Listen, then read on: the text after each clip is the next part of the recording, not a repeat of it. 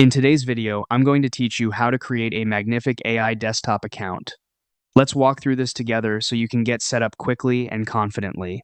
Start by opening your browser and heading to the official Magnific website.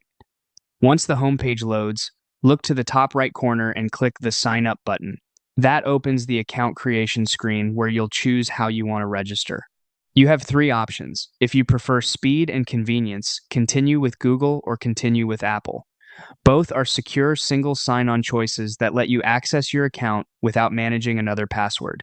If you'd rather create a standalone login, choose the email option.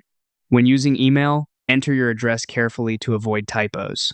You'll also see a checkbox related to promotional messages. If you don't want marketing emails, toggle that off before moving forward. Then click Continue. Next, create your password. Use a strong, unique password with a mix of characters to keep your account safe.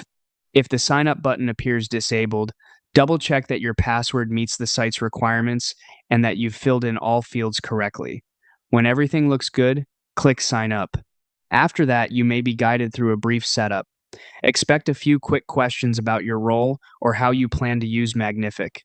These help tailor your experience, so answer honestly and keep it simple.